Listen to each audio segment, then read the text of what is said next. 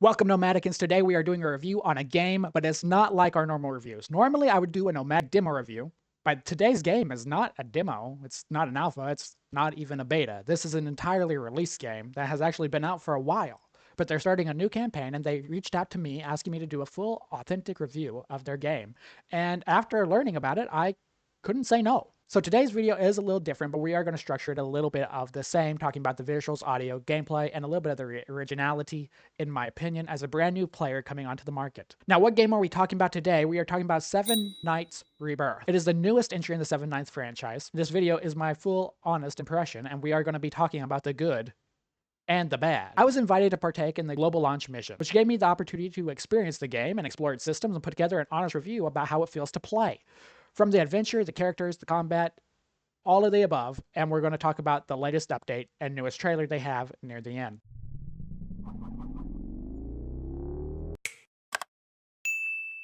Now, if you don't know, Seven Knights Rebirth is developed by Netmarble Nexus, and it launched originally in Korea on May 15th, 2025, and within just 5 days, it hit #1 on both mobile app stores, which is what originally caught my attention to want to participate in this campaign. Now, again, this is a new entry. It's not a reboot. As far as I can tell, this is supposed to really focus in on the original Seven Knights, but overall, throughout the game, as I have been told, there are over 120 heroes, each with relationships, deeper lore, interactions. Like, it gets very, very deep. So it's not just limited to 7 anymore. It has grown substantially. And also, when I was hearing about this opportunity, I did not think about anyone more than my fellow Nomadicans. Because anybody who watches a Nomadic Bule stream, it doesn't matter if we're playing a brand new game, an established title, any of the above, there's 2 questions that come in to stream at least 7 times per stream. And one question is the game free? And the second one is, can I find it on mobile? And lucky for you, the answer to this game for both is yes. Absolutely, especially my Indonesian audience asks that every single stream. This game actually fits the bill for both of those categories. And even better, not only can you go to the Netmarble website and download this from there, which will be linked in the description below, there will also be a link so you can go and wishlist it on the Epic Game Store. It's not there yet, but it's coming soon. They just made the announcement. I have it wishlisted because that's probably going to be my intended method for playing the game once it's on that launcher. Now, we're going to talk about the full experience, and I'll tell you right off the bat, as you enter the prologue, it teaches you the very simple mechanics of gameplay. But even more brazen than that was the absolute cinematic visuals. Every cutscene in this is like watching an animated movie. Legitimately, it gives Yu-Gi-Oh! Style animation vibes, but a lot brighter colors, in my opinion. And I kind of like that theme. The game just looks absolutely stunning. And the music and the voice acting generally fits the bill perfectly. There is not a lot to complain about when it comes to visuals and audio. Even when you're in the gameplay away from the cinematics, the world looks very fitting for what the movie you just saw was. It's very bright, it's very intriguing, and it gets your attention easily. Now, during the prologue, you learn the very basics of the game mechanics, and I'll be honest with you, they're very basic. In fact, you can only click 2 buttons, and you're basically queuing up a big power move for what you're going to see later. You're probably watching the prologue behind me if you're curious. This is my actual gameplay, and what I got to witness as well. Now, again, the mechanics are very simple. This is a turn-based RPG, but it's not one where you're going to be spamming the button trying to overpower your enemy in that way. This takes a lot of strategy in building your teams, and you'll collect heroes over time to do that, whether it's through summons or something you get to do in the adventure story. But in the prologue, you learn that you basically queue the moves for your power moves, which is essentially after everybody takes their turn whacking each other with their weapons, at the start of a turn, whoever is the fastest can launch their power move first. It's an easy concept. Now, once you're done with the prologue, you get to hop right into the adventure, and I'm not going to give you any story spoilers here. I have played about 6 hours myself, still a brand new, fresh player.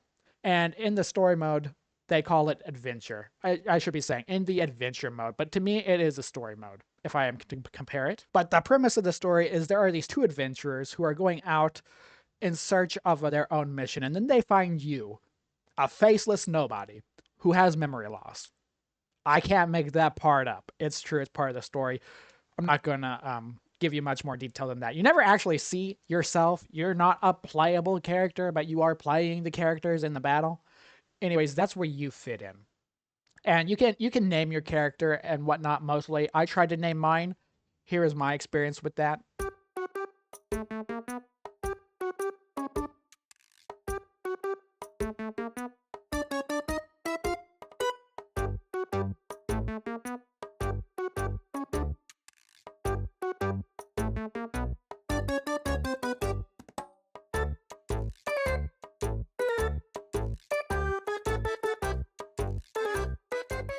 Yeah, they wouldn't let me put nomadic because they said it was a forbidden word, and then they wouldn't let me put Bule on its own because one, somebody had taken it, and then if I tried to match it with anything, it was forbidden. That was frustrating. So my name is forever a secret. But that's about as far as you go for customization. Now, you join these adventurers, trying to reclaim your memory, so to speak, and enjoy the adventure, but the other main story is based on the character you're traveling with called Evan. He has this necklace. His grandfather's dying wish was to find the rightful owner of that necklace. He is setting out to do it. There's a lot deeper stuff going on. Very magical, very mystical. I'm not going to spoil it. You got to see for yourself. Now, for me personally, I have about 6 hours in this game. I made it through 3 of the worlds. I think there are 14 total in each. There are 20 battles per level and 14 locations on the map. So the bright side is each map is uniquely different. They follow a linear story as you travel with this party, gaining more heroes as you go. Now, you start off fighting with the heroes in your party canonically, but you can use summons and other objects to gain heroes and build the superior party of your dreams as you go on, depending on your draw. It's kind of a gambling system in that way. Now, there are some new heroes that just got added this very latest update, and I'll talk about that later in the video when we're discussing the latest update specifically. But let me tell you about the adventure mode itself beyond that. The mechanics are the same as the prologue, and in fact, you'll find those mechanics the same across the board. It doesn't matter if it's in the tower, if it's in the arena, if it's in you're playing against other players around the world in PvP, or if you're doing PvE. It's the same. Those are the same. The strategy is in your team. So there is skill to this game in strategy, but not in combat per se, in my humble opinion as a new player. Build the team, know your defenses, know your speed, know your offense, and then try to be better than your enemy. As you're traveling through the adventure, every different map location, as I said, I got through 3, each one will have a different backdrop as you enhance the story to show how your playable characters are traveling throughout the realm, and each going a little deeper into the story. There was some negatives I found here, and let me tell you what they are. The first one is the voice acting in this game is overall very phenomenal and well done. It's put together nicely. The problem is, just not long after you start the adventure, it changes the voice acting. Now, it doesn't change the voice actor, it changes the voice acting. And I'll tell you how. It starts off reading the whole thing. They give you a couple sentences per paragraph, and the actor reads it out. So you're not actually reading. It has subtitles, but you're hearing the voice like they're actually talking.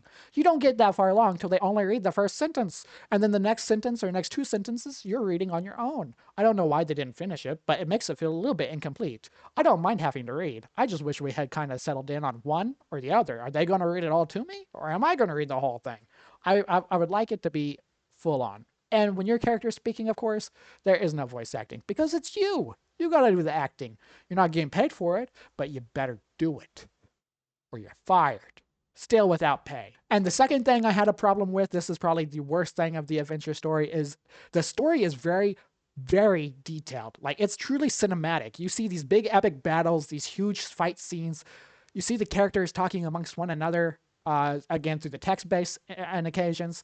But when it is the epic battles, like, you're drawn in, and you see the story go on, and like one example, the biggest example I have is when you're on map 2 and you're in the mines. There is a big fight down in the mines with the ogres or the orcs. And you have this big army of orcs that you're like, it's building it up the whole time. Like, as you're getting through the mine to rescue this hero who is running from the orcs, you're prepared. Like, yeah, we're going to have some big bosses coming up. And you do have a boss fight. I believe it's number 10 and number 20. Like, fight 10 or fight 20 within the maps is a boss fight. But I was expecting like these big ogres coming in, and I was like, oh, I'm ready for this. It's going to be epic proportion. But no, see, the thing is, they tell you, or you watch it, you visually watch the story happening, and you're getting so hyped into it, into what's coming to fight the ogres. But then, instead of fighting ogres, when you're actually doing the gameplay, you're fighting these cutesy little spiders and these wolves and undead goblins, and nothing to match an ogre vibe. Nothing. It's very, as you can see, it didn't match what we had saw in the visual. And that's the other thing. The gameplay is not bad. You can get really drawn into the gameplay, but on the other hand, you get really drawn into the cinematic stuff and the story that's happening, because the story is actually pretty well written. And so it'll pull you in really deep and then throw you away.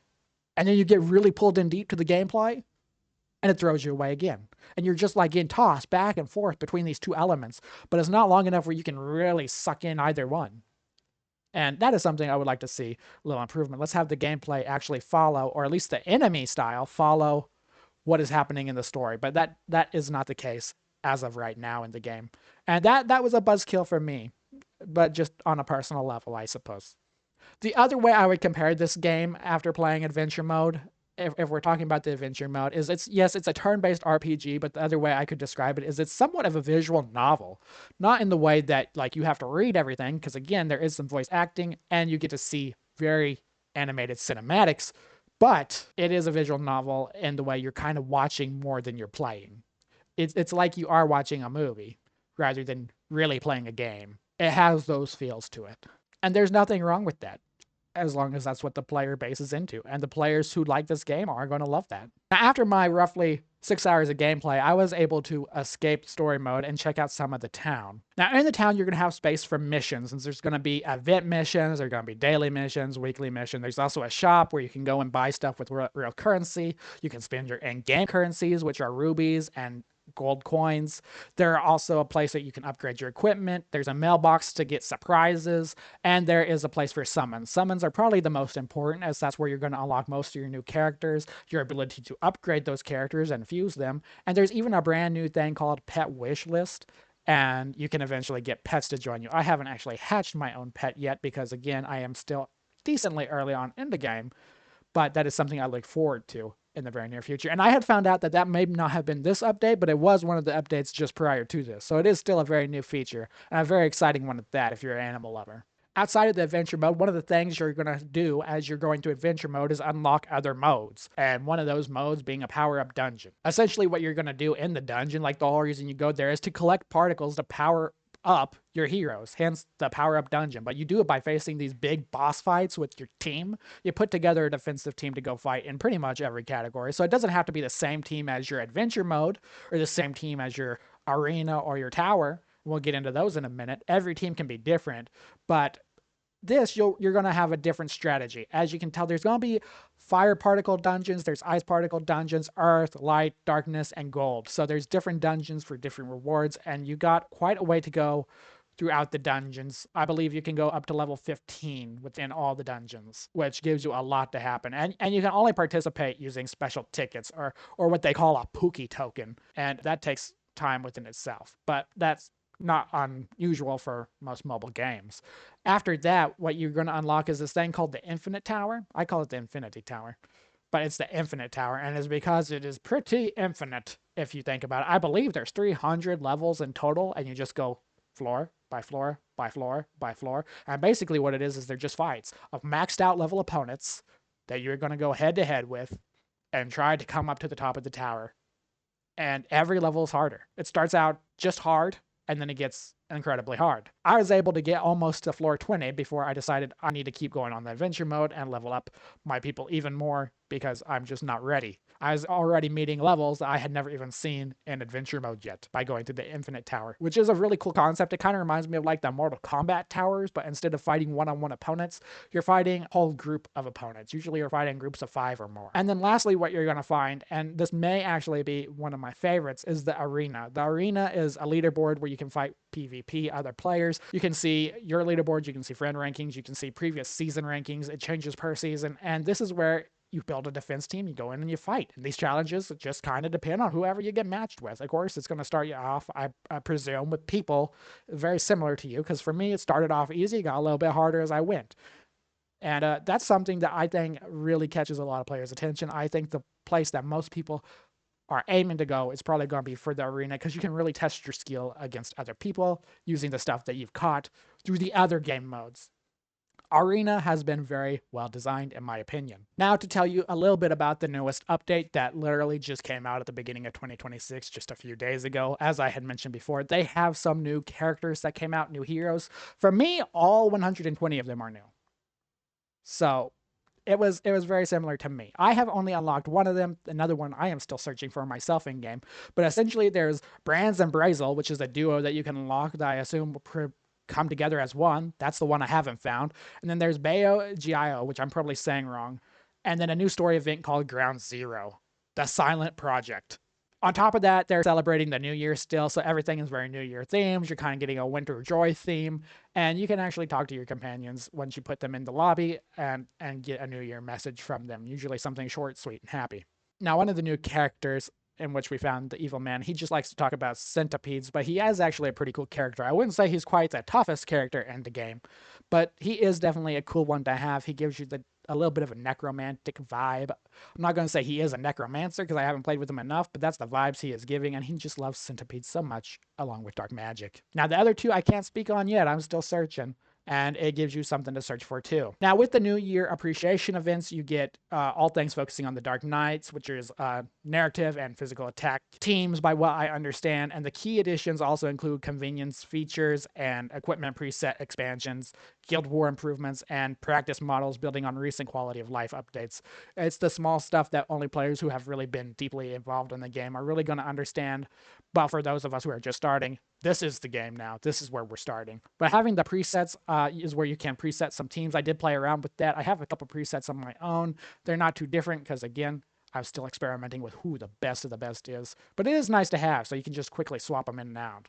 And those are very brand new in the update. But before that, they also got a Sun Wukong character, which is like a fighting Buddha. And then they got Gilidus, which focuses on extreme control and extreme chill to freeze enemies and do HP damage. And then Melia, which is a magic hero specializing in like sustained pressure and significant debuffs using crystal clusters and magic bonds. And I have heard a lot of these characters because they're so big within the last update before now, and they're still fairly new. But I haven't actually got to find them yet myself, so I can't give much of a review on how those characters play out. But I will say that they look pretty cool. The last special thing within this event, as far as I can tell, is the Followers of Sin, which if you go to a dressing room, you'll be able to see it. And if you have the heroes of Colt, Platin, Sylvester, or Delins, you can get a new costume for them that is very much just for this event. And it's very dark, very shadowy aesthetic, kind of evil aesthetic, if you ask me. But it's kind of cool. It's very cool. Kind of gives Kingdom Hearts vibe, but if it was evil Kingdom Hearts. And that is one of the new things for the Followers of Sin that just came out, and it won't be lasting very long. And I have to admit, even as a new player who all of this is very new to me, that is intriguing, but nothing is really more intriguing than the trailer that we're about to watch now. The trailer actually shows two of the original 7 knights, who are very bitter rivals, and it's showing a lot of the cinematic goodness that we can expect to come very soon, and I am epically stoked for that. Here was my first impression. I actually watched this before playing the game, so you're going to be transitioning from me now to Nomadic Bule in the past before he had any gameplay experience. This was my reaction. Oh, that's very movie-like. Big color differences, good versus evil. Black and white. Even though it's kind of blue and red, they kind of contradict each other. This is the end. It's very anime-based. Like, big anime action. Wind, flow through my blade.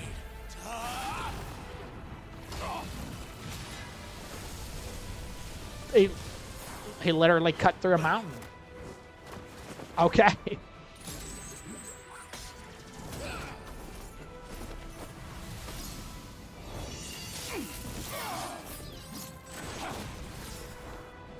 Well, this is what the combat is like in game. It's pretty epic proportion.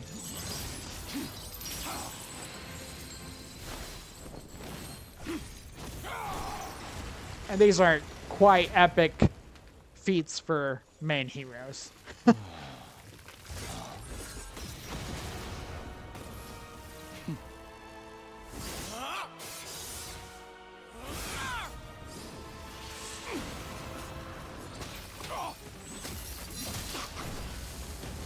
Almost like a Yu-Gi-Oh style in a way, but it's a little bit brighter.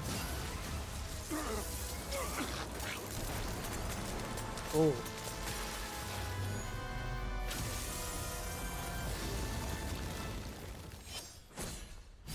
They definitely seem like they're very deep enemies. Wow. So that was Kyle versus Teo. I guess that's the big thing that's coming into the next future of Rebirth. So there be my very first and honest reaction to playing Seven Nights Rebirth. I still have a wishlist on Epic Game Store because that is probably going to be my go-to place. Again, the links are down below, so you can wishlist it or you can go get it now on mobile or PC. They are free. And it is a very interesting and fun game to play. The audio is pretty good. The visuals are pretty good. We talked about the cons. We talked about the greatness. And there's a lot that this game is going to be going through. It doesn't look like it's slowing the brakes anytime soon. It looks like they're just going to keep pumping new updates and giving us new content continuously. So comment down below. Let me know, what are your favorite summons? What are your favorite pet summons, since those are brand new? If you haven't played the game, is this one you're thinking about picking up? Let me know down below. Would you wishlist it? Would you skip it? Or have you already been there, done that? And if you like this kind of content, comment that down below too, because this is a little bit new for the channel. Reviews, we do them all the time, but not quite like this.